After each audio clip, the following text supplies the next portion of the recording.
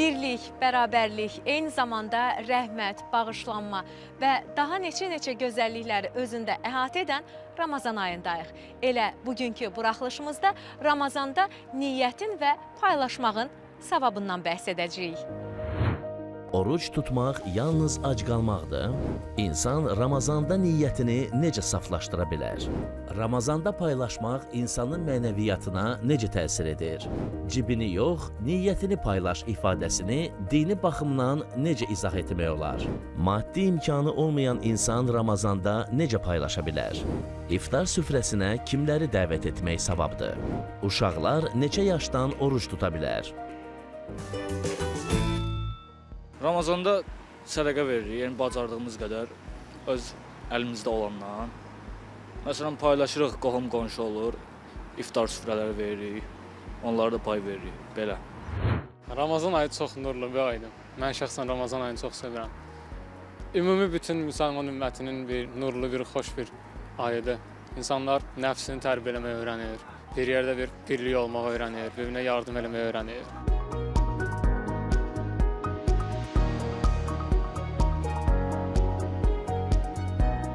İftar vaxtı çatır, gəlir axşam. Bütün ailecə otururuq hər birimiz və paylaşırıq yaxınlarımızla, ailə dostlarımızla. Hər birimizi dəvət edirik, bir yerdə deyib, gülüb, niyyətlərimizi eləyib, dualarımızı eləyib, orucumuzu açırıq. Allah qəbul eləsin hər birimizin orucunu, siz də daxil. İftar süfrəsi açılır, kimisə qonaq çağırırsan, gəl otur bizimlə iftar elə. Belə, Ramazan ona edir, Ramazan ən əziz günümüzdür, namaz qılanların, müsəlmanların. Ən əziz günümüz. İndiki ayda digər aylara nisbətən daha çox yaxşılıq eləmək istəyi olur. Səbəblərindən də biri odur ki, Allaha xoş getsin. Yəni, daha çox kiməsə əl tutmaq, kiməsə yardım eləmək. İndiki ayda bəlkə də daha çox səbəbi var deyə biz belə eləyirik. Yəni, kaş o biri aylarımızda da belə olsa. Yəni, bu paylaşmaq, bu yaxınçılıq hər ayda belə olsa daha yaxşı olardı fikrimcə. Ramazan müsəlmanlar üçün orucun vacib olduğu 9-cu qəmər ayıdır. Bu ay Allahın qonaqpərvərliyi, rəhmət, bağışlanma və bərəkət ayı, Quranın baharı adlandırılır. Hədislərə görə bu ayda cənnətin qapıları açılır, cəhənnəmin qapıları bağlanır. Quranın nazil olduğu Qədr gecəsi də bu aydadır. Tövrat və İncil kimi digər səmavi kitablar da məhz bu ayda nazil olub. Ramazan ayı Quranda adı keçən yeganə aydır. Bu ayın müsəlmanlar üçün xüsusi yeri və hörməti var. Bu ayda tutulan orucun əsas məqsədlərindən biri insanları günah əməllərdən çəkindirməkdir. Quran-ı Kərimdə buyurulur: "Ey iman gətirənlər, oruc tutmaq sizdən əvvəlki ümmətlərə vacib edildiyi kimi sizə də vacib edildi ki, siz pis əməllərdən çəkinəsiniz." Ramazanda niyyət orucun əsas şərtlərindən biridir. Oruc sadəcə ac və susuz qalmaq deyil, çünki ibadət niyyətsiz etibarlı sayılmır. Rəhman və Rəhim olan Uca Allahın adı ilə əvvəla onu qeyd edim ki, Allah Rəsulü sallallahu aleyhi və səlləm bir hədis şərifində buyurur ki, bütün əməllər niyyətə bağlıdır. Hətta bizdə belə bir atasöz də var, niyyətin hara, mənzilin ora. Yəni, insan niyyətini düzgün qurarsa, Ramazan ayında tutduğu oruçlardan da savab almış olar və eyni zamanda da Allahın əmr etdiyi vacib əmri yerinə yetirmiş olar. Amma niyyət düzgün qurulmazsa, yəni niyyətimizin içərisində təkcə oruç tutmaq deyil, onun haricində arıqlamaq olsun və yaxud digər məqsədlər olsun, bu kimi məsələlər niyyətimizin içərisinə girərsə, biz həqiqi orucun savabını əldə etmiş olmarıq. İmam Cəfər Sadiq əleyhissalam buyurur ki, bir çox oruç tutanlar var ki, onlara sadəcə günün aclığı qalar. Bir çox gecəni sübhə qədər ibadətlə keçirənlər var ki, onlara da gecənin yuxusuzluğu qalar.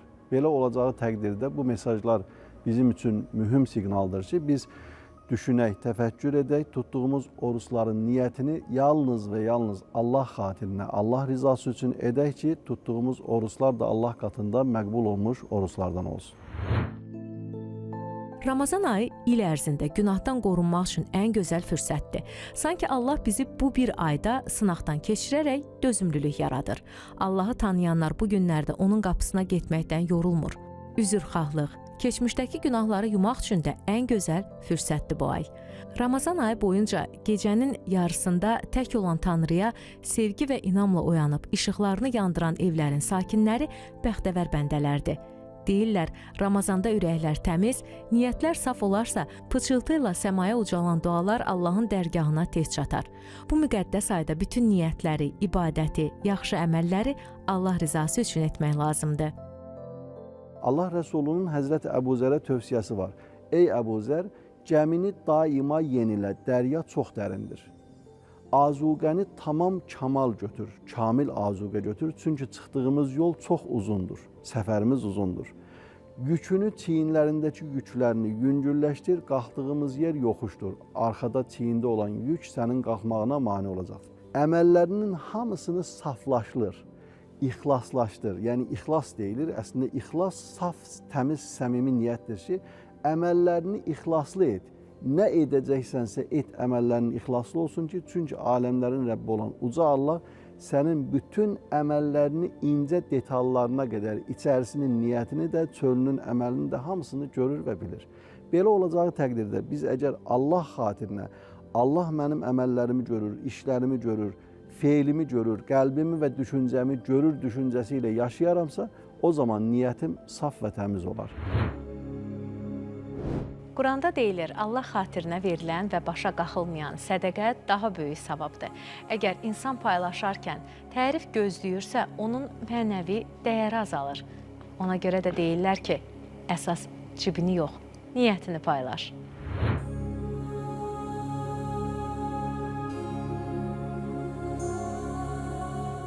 İnsani keyfiyyətlərdən biri də insanlığa xidmət etməkdir. İnsanlara yardım etməkdir. Uca Rəbbimiz Musa Peyğəmbərə buyurur ki, ey Musa, mənim üçün nə etdin? Musa Peyğəmbər deyir ki, ey Allahım, ey Rəbbim, mən sənin üçün namaz qıldım. Mən sənin üçün oruç tutdum. Mən sənin üçün sənin isimlərini bol-bol zikr etdim. Rəbbimiz buyurar ki, namaz qıldın, yerin cənnət olar. Oruç tutdun, cəhənnəm atəşindən xilas olarsan. Mənim isimlərimi zikr etdin, nə qədər zikr edibsənsə mənim yanında məqamın o qədər uca olar. Bəs mənim üçün nə etdin? Musa Peyğəmbər bu zaman ağlayar. Deyir, ey Rəbbim, bəs mən sənin üçün nə edim? Rəbbimiz buyurar ki, mənim üçün edəcəyin, sırf mənim rızam üçün edəcəyin, insanlığa edəcəyin xidmətdir. İnsanlara edəcəyin yardımdır. Əgər biz insanlara yardım ediriksə, insanlara kömək ediriksə, yardım deyəndə sadəcə maddiyyatdan söhbət getmir. Əgər verəcəyin bir şey yoxdursa, o zaman bir müsəlmanın üzünə təbəssümlə baxarsan. Təbəssümlə baxmağımız bir sədəqə yerinə düşər. Bəzən bir insana gözəl bir söz deyərsən, xoş bir söz deyərsən. O dediyin xoş söz onun həyatını dəyişər. İntihar edəcəkdi, intihardan dayanar. Həyatdan küsmüşdü, insan bədbin bir haldaydı, insan ümidsiz bir haldaydı. Ona deyəcəyin bir söz ona ümid verər, onun qanatları açılar.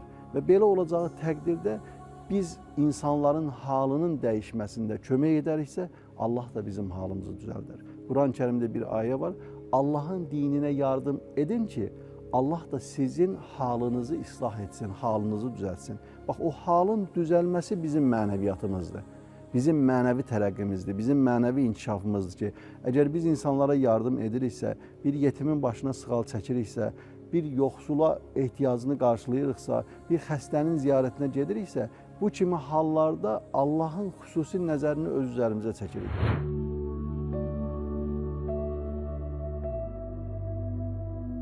Maddi imkanı olmayan insan da Ramazanda çox şey paylaşa bilər.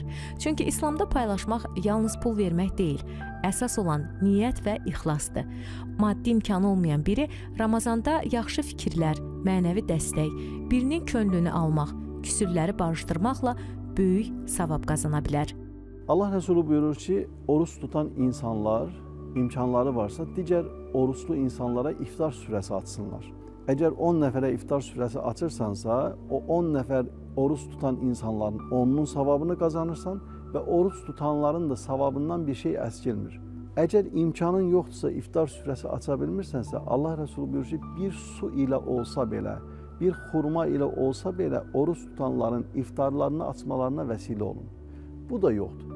Bu olmayacağı təqdirdə dediyimiz kimi bir təbəssüm, bir xoş söz, bu da yoxdur. O zaman nə edəcəyik?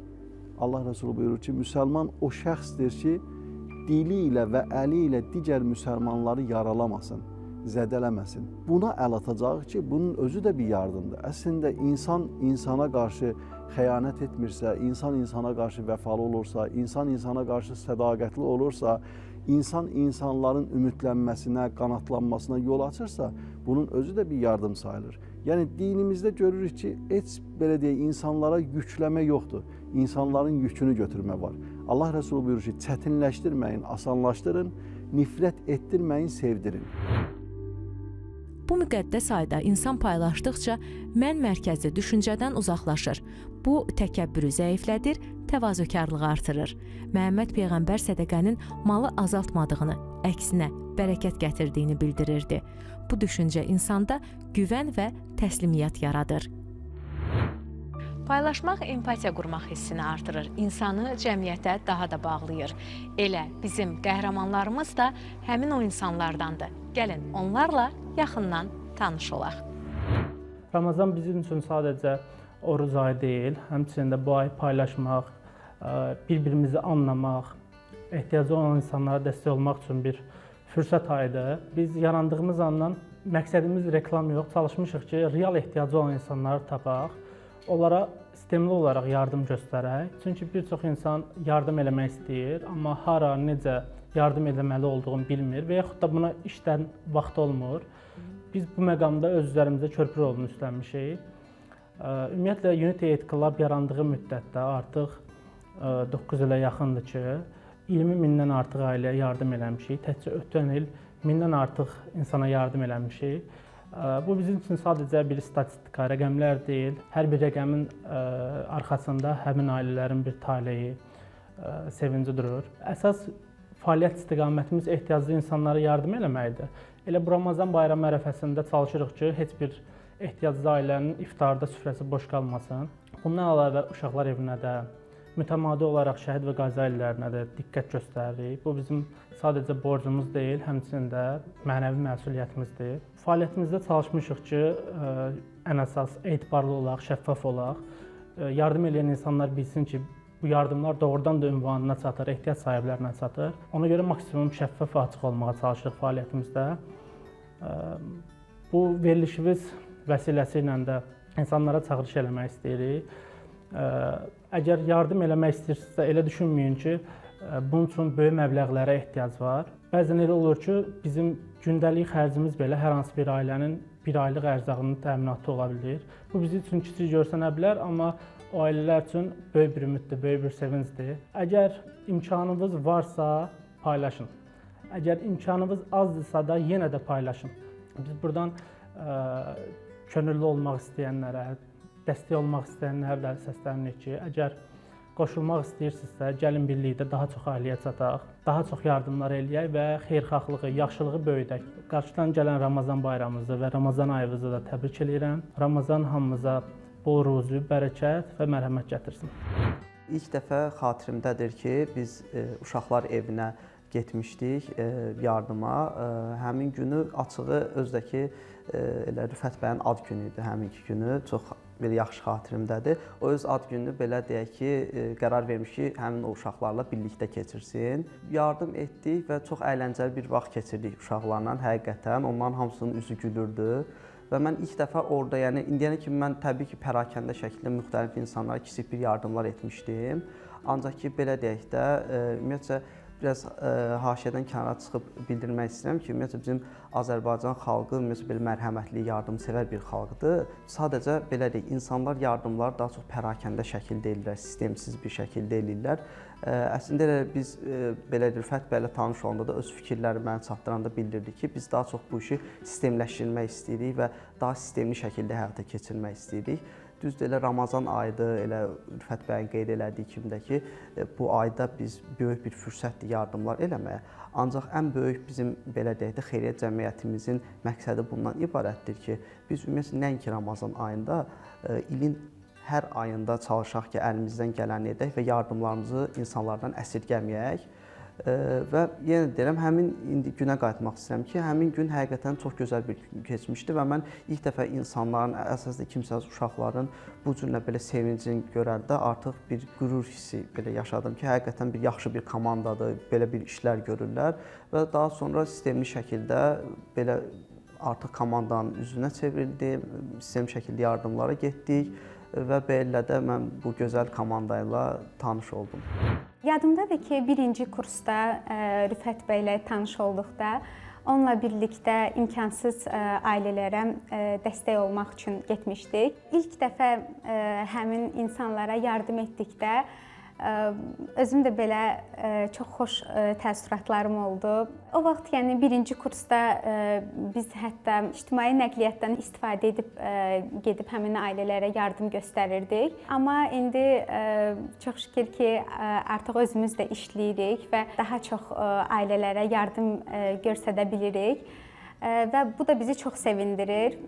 Ona görə yəni az çox demədən mən də istəyərdim ki, hər kəs ehtiyacı olan insanlara maksimum dərəcədə dəstək göstərsin. Çünki insan paylaşdıqca daha çox artır. Yaxşısı budur, biz gəlin təkcə Ramazanda yox, Qurban Bayramında yox, çalışaq ki, yardıma ehtiyacı olan insanları hər zaman yada salaq və hər zaman bir qazanc əldə edəndə, nəsə bir tikə oturub çörək yeyəndə biz həmin o insanlara xatirimizə salaq və çalışaq ki, sistemli şəkildə əgər imkanımız varsa hər zaman yardım eləyək.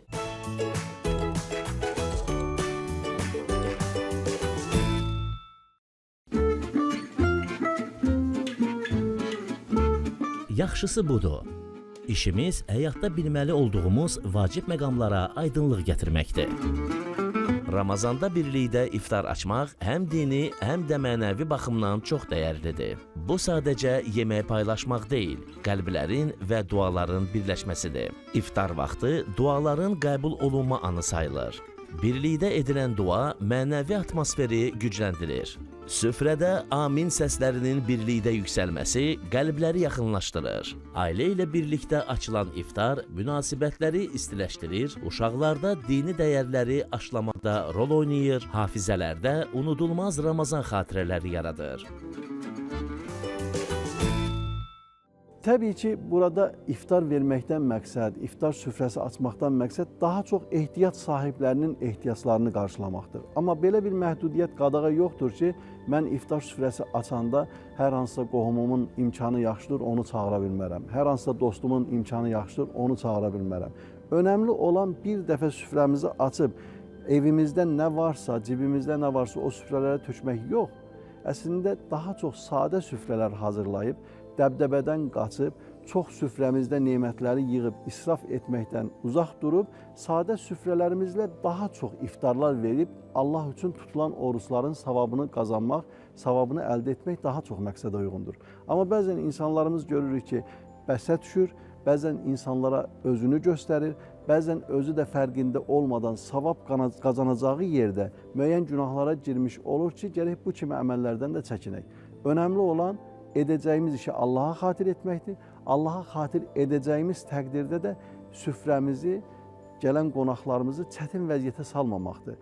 Bəzən biz düşünürük ki, süfrə açmışam, bir çox nemətlər o süfrəyə düzmüşəm, gələn qonaq necə çətin vəziyyətdə qalar? Əslində o da iftar süfrəsi vermək istəyir. O sənin kimi iftar süfrəsi aça bilməyəndə dolayısıyla çətin vəziyyətə düşmüş olur. Və onun çətin vəziyyətə düşməsinə səbəb sən olmuş olursan. Onun üçün də süfrələrimizi sadə edək, Allah istəyən süfrələr açaq və daha çox edək. Bir dəfə bir süfrəyə 500-600 manat xərcləmişiksə, onu 3 hissəyə bölüb, eyni qonaq sayı ilə sadə süfrələrlə daha çox süfrələr açıb, böyük savablar əldə edə bilərik. Oruç tutmaq eyni zamanda məşq etmək elə də asan deyil. Amma komanda ruhunu yaşadan, paylaşaraq mənəvi güclərini daha da artıran gənc idmançılarımız var.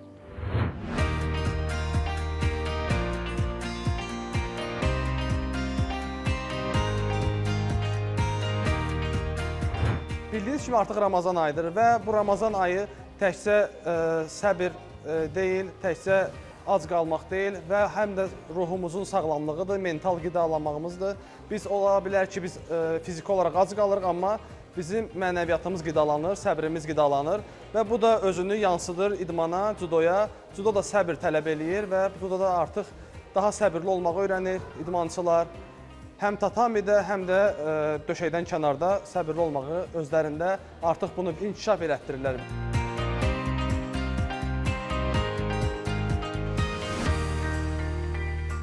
Cüdoda biz artıq təkcə çempionlar yetişdirmirik, həm də onları tam olaraq bu həyata hazırlayırıq.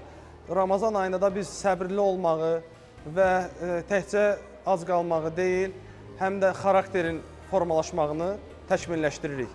İdmançılar burada həm xarakterini formalaşdırır, həm də artıq idmanla məşğul olurlar.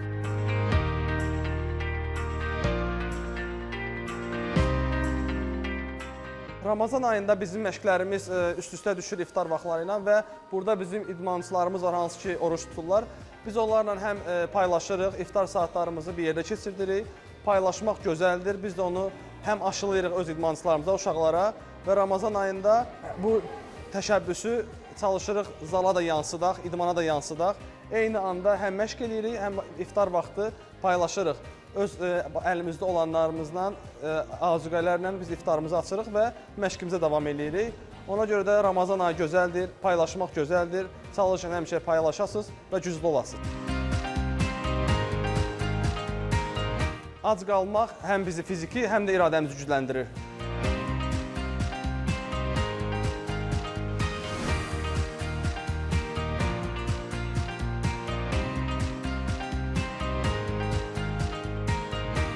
Uşaqlar, məşqə qısa ara verək, çünki iftarın vaxtıdır və orucumuzu açaq.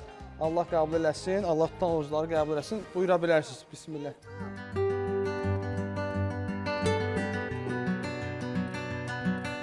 Ramazanda paylaşmaq bizi komandaya yox, ailə edir. Biz tatamidə rəqibi, süfrədə qardaş. Güc təkcə qolda deyil, paylaşmaqdadır. Allah orucumuzu qəbul eləsin. Bizi aclıq daha güclü eləyir. Yaxşısı budur, həm idmanla məşğul olun, həm də oruç tutun. Ramazanda başa düşdüm ki, komanda olmaq təkcə medal qazanmaq deyil, həm də bir xurmanı bölüşməkdir.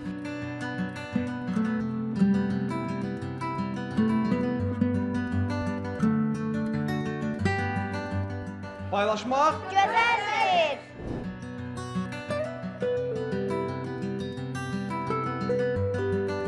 Gördüyümüz mənzərə sağlam, mərhəmətli və intizamlı gənclərdən ibarət bir gələcəyin formalaşdığını göstərən gözəl nümunədir. Amma bir sualın cavabı yəqin ki, sizi də maraqlandırır. Gəlin görək, uşaqlar neçə yaşdan oruç tuta bilər? İslam dinində istər oğlan uşaqları olsun, istər qız uşaqları olsun ki, bunların bəlağət həddi var, həddi buluq olmaları var ki, o yaşda onlar oruç tutarlar. Bu da müxtəlif şəriət üsulları ilə əlamətlərin bəlli olmasıdır. Belə olacağı təqdirdə oğlan uşaqlarına da, qız uşaqlarına da vacibdir ki, oruç tutsunlar. Oğlan uşaqları belə deyək ki, 14 yaş yarım, 15 yaşında həddi buluğa çatırlar. Qız uşaqları da müxtəlif coğrafiyalara görə dəyişə bilir. 10 yaş, 11 yaş, 12 yaş bu kimi müxtəlif rəqəmlər səsləndirmək olar. Belə olacağı təqdirdə hər bir müsəlmana vacibdir ki, oruç tutsunlar. Evdə olan, ailədə olan İslami mühit o uşaqların da o havanı udmasına səbəb olur. Heç onlar oruç tutmasalar da biz sahura qalxdığımız zaman onları da qaldırıb o sahur süfrəsində əyləşdirməyimiz artıq onlara orucu sevdirməyimizdir. Təkcə süfrədə yeməklə deyil, Ramazanın əhəmiyyətini, Ramazanın mahiyyətini onlara anlatmağımız artıq bu onlara Ramazan ayını, orucu sevdirməyimizdir. Evdə ümumiyyətlə bir coşqu olmalıdır. Ramazanın gəlişində, Ramazanın içərisində biz nə üçün sahura qalxmışıq, biz nə üçün süfrədə əyləşmişik? Elə bir coşqu olmalıdır ki, o coşqu, o şövq uşaqların ruhuna, qəlbinə müsbət təsir etsinlər. Və belə olacağı təqdirdə mütləq mənada onlar da gəlib o həddə çatacağı təqdirdə onlar da bizim kimi oruç tutacaqlar. Ümumiyyətlə dediyimiz kimi hər nə olursa olsun, bəzən sözdə danışılır, bəzən əməldə edilir. Bizim aşılamaq metodumuzun bir hissəsi sözdə aşılamaqdır. Buna qovli deyirlər, dilimizlə deyilən, nəsihət edilən söhbətlərlə mümkündür. Digəri isə feili olaraq mümkündür ki, biz o uşaqların yanında hər hansısa sədəqə veririksə, onların yanında hər hansısa iftar süfrəsi açırıqsa, onların yanında hər hansısa bir Ramazan hədiyyəsi olaraq bir ərzaqları bir qutuya yığıb, onu hər hansısa ehtiyacının qapısına qoyuruqsa, bir ehtiyac sahibinə veririksə, o uşaqlarda müstəsna bir təsirə sahibdir. Belə olacağı təqdirdə onlar da gəlib müəyyən həddə çatanda daha dərin düşünüb təfəkkür edəcəyi təqdirdə bu əməlləri təkrarlayacaqlar. Biz az şahidi olmuruq ki, bir çox uşaqlar deyir ki, mən nənəmdən belə gördüm, mən babamdan belə gördüm, biz böyüklərimizdən belə gördük. Onlar uşaq olarkən biz onları o qədər də saya hesaba salmadıq, onların yanında onlara o qədər də əhəmiyyət və dəyər vermədik. Amma etdiyimiz şeylər onların şuur altına yazıldı, onların qəlbinə, ruhuna yazıldı. Və bəzən heç dediklərimiz deyil, onlar bizim etdiklərimizi təkrarladılar. Belə olacağı təqdirdə mütləq mənada bizim etdiyimiz əməllər onlar üçün dediklərimizdən daha çox təsirə sahibdir.